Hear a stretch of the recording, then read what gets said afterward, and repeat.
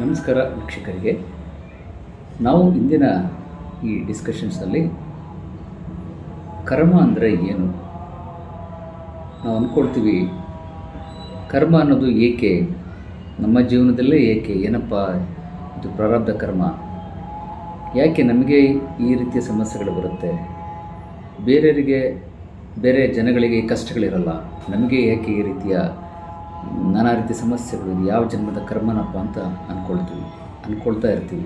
ಆದರೆ ಕರ್ಮ ಅಂದರೆ ಆ ಎರಡು ಸೆಂಟೆನ್ಸಿಗೆ ನಾವು ಬೆಲೆ ಕಟ್ಟಲಿಕ್ಕಾಗಲ್ಲ, ಎಕ್ಸ್ಪ್ಲನೇಷನ್ಸ್ ಹೇಳಲಿಕ್ಕಾಗಲ್ಲ. ಏಕೆಂದರೆ ಕರ್ಮ ಅನ್ನೋದು ಅದು ಇಂದಿನ ಜನ್ಮದಿರ್ಬೋದು, ಎಷ್ಟು ಜನ್ಮಗಳ ಕರ್ಮಗಳಿರ್ಬೋದು, ಅಥವಾ ಈ ಜನ್ಮದ ಪ್ರಾರಬ್ಧ ಕರ್ಮ ಇರ್ಬೋದು, ಎಲ್ಲವನ್ನು ಒಟ್ಟಾರೆ ಸೇರಿ ನಾವು ವಿಮರ್ಶೆ ಮಾಡಬೇಕಾಗುತ್ತೆ.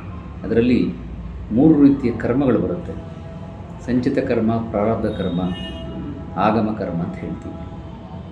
ಸಂಚಿತ ಕರ್ಮ ನಾವೇ ಮಾಡಿಕೊಂಡು ಬಂದಿರತಕ್ಕಂತಹ ಕರ್ಮಗಳು, ಇಂದಿನ ಎಷ್ಟೋ ಜನ್ಮಗಳಿಂದ ನಮ್ಮ DNA-ಯಲ್ಲಿರ್ಬೋದು, ನಾವು ಮಾಡಿರ್ತಕ್ಕಂತಹ ತಪ್ಪೋ ಸರಿನ ಗೊತ್ತಿಲ್ಲದಲೇ ಮಾಡಿರ್ತಕ್ಕಂಥ ತಪ್ಪುಗಳಿಂದ ಅದೇ ಕಂಟಿನ್ಯೂ ಆಗಿ ಜನ್ಮಗಳಿಂದಲೂ ಆ ಕರ್ಮದ ಪ್ರಭಾವಳಿ ನಾವು ಸಿಗಾಕೊಂಡಿರ್ತೀವಿ. ಈ ಜನ್ಮದಲ್ಲಿ ಮಾಡ್ತಕ್ಕಂತಹ ಪ್ರಾರಬ್ಧ ಕರ್ಮಗಳು ಈ ಜನ್ಮದಲ್ಲಿ ಏನು ಮಾಡ್ತಾ ಇರ್ತೀವಿ, ಅದು ಕರ್ಮವಾಗಿ ಪರಿಣಮಿಸ್ತಾ ಇರುತ್ತೆ, ಪರಿವರ್ತನೆ ಆಗ್ತಾ ಇರುತ್ತೆ. ಆಗಮ ಕರ್ಮಗಳು ಗೊತ್ತಿದ್ರೂ ಮಾಡ್ಕೊಂಡು ತಪ್ಪನ್ನ ಮಾಡ್ತಿರ್ತೀವಿ, ಆ ಕರ್ಮನ ನಾವು ಎಕ್ಸ್ಪೆಕ್ಟೇಷನ್ ಮಾಡದಲ್ಲೇ ಬರ್ತಾ ಇರುತ್ತೆ. ಆ ರೀತಿ 3 ರೀತಿಯ ಕರ್ಮಗಳು ನಾವು ಅನುಭವಿಸ್ತಾ ಇರ್ತೀವಿ. ಹಾಗಾದರೆ ಕರ್ಮ ಅಂದರೆ ಏನು, ಹೇಗೆ ಒಬ್ಬ ಮನುಷ್ಯನ ಮೇಲೆ ಅದು ಕೇಂದ್ರೀಕೃತವಾಗಿರುತ್ತೆ, ಹೇಗೆ ಒಬ್ಬ ಮನುಷ್ಯನ ಮೇಲೆ ಪರಿಣಾಮ ಬೀಳುತ್ತೆ? ನಮ್ಮ ದೇಹದಲ್ಲಿ 3 ರೀತಿಯ ಶರೀರಗಳಿದೆ: ಸೂಕ್ಷ್ಮ ಶರೀರ ಮತ್ತು ಕರ್ಮ ಶರೀರ, ಅಂದರೆ ಅದಕ್ಕೆ ಕಾರಣ ಶರೀರ ಅಂತ ಕರಿತೀವಿ, ಮತ್ತು ಸ್ಥೂಲ ಶರೀರ. ಈ ಸ್ಥೂಲ ಶರೀರ ಮತ್ತು ಕರ್ಮ ಶರೀರ ಮತ್ತು ಸೂಕ್ಷ್ಮ ಶರೀರಕ್ಕೂ ಒಂದಕ್ಕೊಂದು ಇಂಟರ್ ಕನೆಕ್ಷನ್ಸ್ ಇರುತ್ತೆ. ಸೂಕ್ಷ್ಮ ಶರೀರ ಚೆನ್ನಾಗಿ ಕೆಲಸ ಮಾಡಿದ್ರೆ ಯಾವುದೇ ರೀತಿಯ ಸಮಸ್ಯೆಗಳಿರಲ್ಲ. ಯಾವಾಗ ನಮಗೆ ಕರ್ಮ ಶರೀರ, ಕಾರಣ ಶರೀರ ಅಂತ ಕರಿತೀವಿ, ಅಲ್ಲಿ ನಮಗೆ ಸಮಸ್ಯೆಗಳು ಉಂಟಾಗುತ್ತೆ. ಅದರ ಇಂಪ್ಯಾಕ್ಟ್ ಸ್ಥೂಲ ಶರೀರದಲ್ಲಿ ಬೀಳುತ್ತೆ. ಆವಾಗ ನಮಗೆ ಬರ್ತಕ್ಕಂಥದ್ದು ಫೈನಾನ್ಷಿಯಲ್ ಪ್ರಾಬ್ಲಮ್ಮು, ಹೆಲ್ತ್ ಅಪ್ಸೆಟ್ಟು, ಅಂದರೆ ಆರೋಗ್ಯದ ಸಮಸ್ಯೆ ಬರ್ತಕ್ಕಂಥದ್ದು, ನಾನಾ ರೀತಿಯ ಚಿಂತೆಗಳು ಒಳಪಡ್ತಕ್ಕಂಥದ್ದು, ಮಾನಸಿಕ ನೆಮ್ಮದಿ ಇರಲ್ಲ. ಈ ರೀತಿಯ ಸಮಸ್ಯೆಗಳು ನಾವು ಅನುಭವಿಸ್ತಾ ಹೋಗ್ತೀವಿ. ಹೇಗೆ ಇದು ಆಪ್ರೇಟ್ ಆಗುತ್ತೆ ಅಂದರೆ, ಕಾರಣ ಶರೀರ ಅಂದರೆ ನಮ್ಮ ದೇಹದ ಮಧ್ಯ ವಲಯದಲ್ಲಿರುತ್ತೆ. ಮೊದಲನೇದು ಸೂಕ್ಷ್ಮ ಶರೀರ, ಅದರ ಮೇಲೆ ಬರ್ತಕ್ಕಂಥ ಪದರ ಕರ್ಮ ಶರೀರ ಅಥವಾ ಕಾರಣ ಶರೀರ ಅಂತೀವಿ. ಅದರ ಮೇಲೆ ಬರ್ತಕ್ಕಂಥ ಸ್ಥೂಲ ಶರೀರ, ಅಂದರೆ ಈ ನಮ್ಮ ಏನು ದೇಹ ನಾವು ಮುಟ್ತಿದ್ದೀವಿ ಅದು ಸ್ಥೂಲ ಶರೀರ. ಅದರ ನೆಕ್ಸ್ಟ್ ಲೆವೆಲಲ್ಲಿ ಕರ್ಮ ಶರೀರ ಇರುತ್ತೆ, ಅದರ ನೆಕ್ಸ್ಟ್ ಫೈನಲಲ್ಲಿ ಸೂಕ್ಷ್ಮ ಶರೀರ ಇರುತ್ತೆ. ಈ ಕರ್ಮ ಶರೀರದಲ್ಲಿ ಏನು ನಮ್ಮ ಎಷ್ಟೋ ಜನ್ಮದ ಕರ್ಮಗಳು, ಜನ್ಮ ಆರಭ್ಯ ಮಾಡಿರ್ತಕ್ಕಂತಹ ಪಾಪ ಕರ್ಮಗಳು, ಈ ಜನ್ಮದ ಸಂಚಿತ ಕರ್ಮಗಳೆಲ್ಲ ಸೇರಿಕೊಂಡು ಆ ಕಾರಣ ಶರೀರದಲ್ಲಿ ಪೈಪಲ್ಲಿ ಹೇಗೆ ಒಂದು ಗಟ್ಟರಲ್ಲಿ ಚರಂಡಿಯಲ್ಲಿ ಈ ಕೊಳಚೆಯ ನೀರೆಲ್ಲ ಹೋಗಿ ಜಾಮ್ ಆಗುತ್ತೆ, ಆ ರೀತಿ ಆ ಒಂದು ರೀತಿಯ ವಲಯ ಆ ಕಾರಣ ಶರೀರದಲ್ಲಿ ಎಲ್ಲ ಹೋಗಿ ಜಾಮ್ ಆಗಿರುತ್ತೆ. ಸೂಕ್ಷ್ಮತೆ ಅದು ಕಣ್ಣಿಗೆ ಕಾಣಲ್ಲ, ಇನ್ವಿಸಿಬಲ್ ಕಣ್ಣಿಗೆ ಕಾಣಿಸಲ್ಲ, ಅಲ್ಲಿ ಎಲ್ಲ ಹೋಗಿ ನಿಂತ್ಕೊಂಡಿರುತ್ತೆ. ಯಾವಾಗ ಆ ಕರ್ಮದ ಶರೀರ, ಕಾರಣ ಶರೀರದ ವಲಯ ಹೆಚ್ಚು ನೆಗೆಟಿವ್ ಆಗಿ ಪರ್ಸೆಂಟೇಜ್ ವೈಸ್ ಜಾಸ್ತಿ ಇರುತ್ತೆ, ಆವಾಗ ಮನುಷ್ಯನಿಗೆ ಸಮಸ್ಯೆಗಳು ಜಾಸ್ತಿ ಆಗ್ತಾ ಆಗುತ್ತೆ. ನಾವು ಅಂದ್ಕೊಳ್ತೀವಿ ಏನಪ್ಪ ನನ್ನ ಕರ್ಮ ಇದು, ನಾನು ಫೇಸ್ ಮಾಡ್ತಾಯಿದ್ದೀನಿ, ಹೋಗಿ ಇಮ್ಮಿಡಿಯೇಟಾಗಿ ನಾವು ಜಾತಕ ತೋರಿಸ್ತೀವಿ, ಶನಿ ದೇಶ ಇರುತ್ತೆ, ಅಥವಾ ಶನಿ ದೇಶದಲ್ಲಿ ರಾಹು ಭುಕ್ತಿ ನಡೀತಾ ಇರುತ್ತೆ, ರಾಹು ದಶೆ ನಡೀತಾ ಇರುತ್ತೆ, ರಾಹು ದಶೆಯಲ್ಲಿ ಶನಿ ಭುಕ್ತಿ ನಡೀತಾ ಇರುತ್ತೆ, ರಾಹು ದಶೆಯಲ್ಲಿ ಕೇತು ಭುಕ್ತಿ ನಡೀತಾ ಇರುತ್ತೆ. ಆ ಸಮಯಕ್ಕೆ ಸರಿಯಾಗಿ ನಮ್ಮ ಕರ್ಮದ ತಕ್ಕ ಹಾಗೆ ಭಗವಂತ ಅಳವಡಿಸಿರ್ತಾನೆ. ನಾವು ಹುಟ್ಟಿದಾಗಲೇ ಪ್ಲಾನೆಟರಿ ಪೊಸಿಷನ್, ನಾವು ಜನ್ಮ ತಳೆದ ತಕ್ಷಣವೇ ನಾವು ಹುಟ್ಟೋ ಸಮಯಕ್ಕೆ ನಾವು ಇಂದಿನ ಜನ್ಮದಲ್ಲಿ ಮಾಡಿರ್ತಕ್ಕಂತಹ ಕರ್ಮಗಳು, ಅಂದರೆ ಸತ್ಕರ್ಮ ಇರ್ಬೋದು, ಕುಕರ್ಮ ಇರ್ಬೋದು, ಅಂದರೆ ಕರ್ಮಗಳು ಸತ್ಕರ್ಮ, ಒಳ್ಳೆಯ ಕರ್ಮ ಮತ್ತು ಕೆಟ್ಟ ಕರ್ಮ ಎರಡು ಡಿವೈಡ್ ಆಗುತ್ತೆ. ಅದರಲ್ಲಿ ನಾವು ಮಾಡಿರ್ತಕ್ಕಂತಹ ಇಂದಿನ ಜನ್ಮದಲ್ಲಿ ಒಳ್ಳೆಯ ಕರ್ಮ ಅಥವಾ ಕೆಟ್ಟ ಕರ್ಮ ಆ ಆಧಾರದ ಮೇಲೆ ಸರಿಯಾಗಿ ಆ ಪ್ಲಾನೆಟ್ ಪೊಸಿಷನ್ಸ್ ಆ ಸಮಯದಲ್ಲಿ ನಾವು ಹುಡ್ತೀವಿ. ಆವಾಗ ಆ ಗ್ರಹಗಳ 12 ಮನೆಗಳಲ್ಲಿ 12 ದಿಕ್ಕುಗಳಲ್ಲೂ ಪ್ಲಾನೆಟ್ಗಳ ಪೊಸಿಷನ್ಸ್ ಬಂದ್ಬಿಡುತ್ತೆ. ಸೊ ಅದರ ವರ್ಷಗಳು 1 ವರ್ಷ 2 ವರ್ಷ 10 ವರ್ಷ, ಈಗ ದಶೆಗಳು ಶನಿ ದಶೆ ಬಂದರೆ 18 ವರ್ಷ, ಈ ರೀತಿ ಶುಕ್ರ ದಶೆ ಅಥವಾ ರಾಹು ದಶೆ, ಈ ರೀತಿಯ ಒಳ್ಳೆ ದಶೆಗಳು ಕೆಟ್ಟ ದಶೆಗಳನ್ನು ಬರ್ತಾ ಇರುತ್ತೆ. ಆ ದಶೆಗಳು ಬಂದಂಗೆ ಈಗ ಸಪೋಸ್ ಶನಿ ದಶೆ ಬಹಳಷ್ಟು ಸಮಸ್ಯೆನ ಎದುರಿಸಬೇಕಾಗುತ್ತೆ. ಶನಿ ದಶೆಯಲ್ಲಿ ರಾಹು ಭಕ್ತಿಗಳು, ಕೇತು ಭಕ್ತಿ ಅಥವಾ ರಾಹು ದಶೆ ಬಂದಂಗಂತೂ ಅವರಿಗೆ ಜೀವನದಲ್ಲಿ ನಾನಾ ರೀತಿಯ ಸಮಸ್ಯೆಗಳನ್ನ ಅನುಭವಿಸ್ತಾ ಇರ್ತಾರೆ. ಯಾಕೆ ಅಂದರೆ ಅವನ ಕರ್ಮದ ಪ್ರಭಾವದ ಮೇಲೆ, ಕರ್ಮದ ಆಧಾರದ ಮೇಲೆ ಅವನು ಆ ಸಮಯದಲ್ಲಿ ಜನಿಸಿರ್ತಾನೆ. ಯಾವಾಗ ಅವನು ಕರ್ಮದ ಆಧಾರದ ಮೇಲೆ ಆ ವರ್ಷಗಳ ದಶೆಗಳು ನಡೆಯುತ್ತೆ, ಅದಕ್ಕೆ ಸಂಬಂಧಪಟ್ಟಂತಹ ಸಮಸ್ಯೆಗಳನ್ನ ಅನುಭವಿಸ್ತಾ ಇರ್ತಾನೆ. ಯಾಕೆ ಅಂದರೆ ಅವನ ಕರ್ಮದ ಶರೀರ ಅಂದರೆ ಕಾರಣ ಶರೀರ ಅಂತ ಹೇಳಿ, ಆ ಕಾರಣ ಶರೀರದಲ್ಲಿ ಫುಲ್ಲು ಬ್ಲಾಕೇಜಸ್ ಆಗಿರುತ್ತೆ. ನಮ್ಮ ಜನ್ಮದ ಕರ್ಮಗಳು ಎಲ್ಲ ಬಂದು ಹೋಲ್ಸ್ ಪ್ರಕಾರ ಎಲ್ಲ ಕುಳಿತುಕೊಂಡು ಅದರ ಇಂಪ್ಯಾಕ್ಟ್ ನಮ್ಮ ಸ್ಥೂಲ ಶರೀರದಲ್ಲಿ ಅಂದರೆ ನಮ್ಮ ಹೊರ ಶರೀರದಲ್ಲಿ ಬೀಳ್ತಾ ಇರುತ್ತೆ. ಬಿದ್ದಾಗ ನಮಗೆ ಹೊರಗಡೆ ಹೋಗುವಾಗ ಅಪಘಾತ ಆಗ್ತಕ್ಕಂಥದ್ದು, ಹಣಕ್ಕೆ ತೊಂದರೆ ಬರ್ತಕ್ಕಂಥದ್ದು, ಹಾಸ್ಪಿಟ್ಲು, ಕೋರ್ಟು ಕಚೇರಿಗಳು, ಜೈಲು ವಾಸ, ಈ ರೀತಿಯ ನಾನಾ ರೀತಿಯ ಸಮಸ್ಯೆಗಳನ್ನು ಕರ್ಮದ ಪ್ರಭಾವದಿಂದ ಆ ಸಮಯಕ್ಕೆ ಬರ್ತಕ್ಕಂತಹ ಪ್ಲಾನೆಟರಿ ಪೊಸಿಷನ್ ಕರೆಕ್ಟಾಗಿ ದೇವರು ಆ ವರ್ಷಕ್ಕೆ ತಕ್ಕ ಹಾಗೆ ಆ ಗ್ರಹಗಳ ದಶೆಗಳು ಭುಕ್ತಿಗಳು ನಡೀತಾ ಇರುತ್ತೆ. ಅದರ ಆಧಾರದ ಮೇಲೆ ನಾವು ಅನುಭವಿಸ್ಬೇಕಾಗುತ್ತೆ ಆ ಸಮಯವನ್ನು. ಹಾಗಾಗಿ ಇಂತಹ ಸಮಯದಲ್ಲಿ ನಾವು ದೇವರನ್ನು ಪೂಜಿಸಬೇಕು ಹೆಚ್ಚು, ಮತ್ತು ಧ್ಯಾನದ ಮುಖಾಂತರ ಹೆಚ್ಚು ಮೆಡಿಟೇಷನ್ಗೆ ನಾವು ಒಳಗಾಗಬೇಕು. ದಶೆಗಳು ಬರ್ತಾ ಇರುತ್ತೆ, ಕೆಟ್ಟ ದಶೆಗಳು ಬರುತ್ತೆ, ಒಳ್ಳೆ ದಶೆಗಳು ಬರುತ್ತೆ. ಒಳ್ಳೆ ದಶೆ ಬಂದಾಗ ಒಳ್ಳೆ ಸಮಯ ನಡೀತಾ ಇರುತ್ತೆ, ಜೀವನದಲ್ಲಿ ಒಳ್ಳೆಯದೇ ಆಗ್ತಾ ಇರುತ್ತೆ. ಮನೆ ತೊಗೊಳ್ತಾರೆ, ಕಾರ್ ತೊಗೊಳ್ತಾರೆ, ಬೇಕಾದಷ್ಟು ಹಣ ಬರುತ್ತೆ, ಅವರಿಗೆ ಸಮಸ್ಯೆಗಳಿರಲ್ಲ. ಅದೇ ಕೆಟ್ಟ ದಶೆಗಳು ಬಂದಾಗ ಅದೇ ರೀತಿಯ ಸಮಸ್ಯೆಗಳನ್ನ ಅವರು ಅನುಭವಿಸ್ತಾ ಇರ್ತಾರೆ. ಅಥವಾ ಆ ಒಳ್ಳೆಯ ದಶೆಗಳಿದ್ದರೂ ಕೂಡ ಅದರಲ್ಲಿ ಪ್ಲಾನೆಟ್ಗಳು ಕೆಟ್ಟ ಮನೆಗಳಲ್ಲಿ ಅಂದರೆ ದುಸ್ಥಾನಗಳಲ್ಲಿ, ಪಾಪಗ್ರಹಗಳ ಮನೆಗಳಲ್ಲಿ ಅಂಥ ಕಡೆ ಹೋದಾಗ ಅವರು ಸಮಸ್ಯೆಗಳನ್ನ ಎದುರಿಸ್ತಾ ಹೋಗ್ತಾರೆ.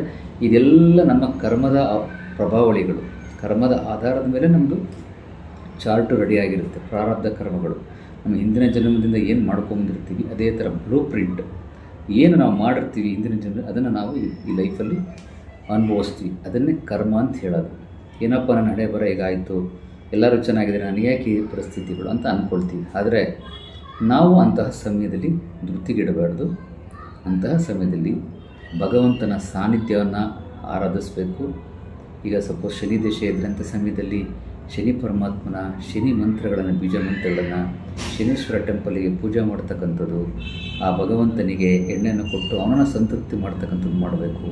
ರಾಹು ದಶೆ ಇದ್ದಾಗ ಸುಬ್ರಹ್ಮಣ್ಯ ದೇವಸ್ಥಾನಕ್ಕೆ ನಾವು ನಾಗ ಟೆಂಪಲಿಗೆ ಅಟೆಂಡ್ ಮಾಡಬೇಕು, ಪ್ರಾರ್ಥನೆ ಮಾಡಬೇಕು, ರಾಹುಗೆ ಸಂಬಂಧಪಟ್ಟಂಥ ಬೀಜ ಮಂತ್ರಗಳನ್ನ ಮಾಡಬೇಕು.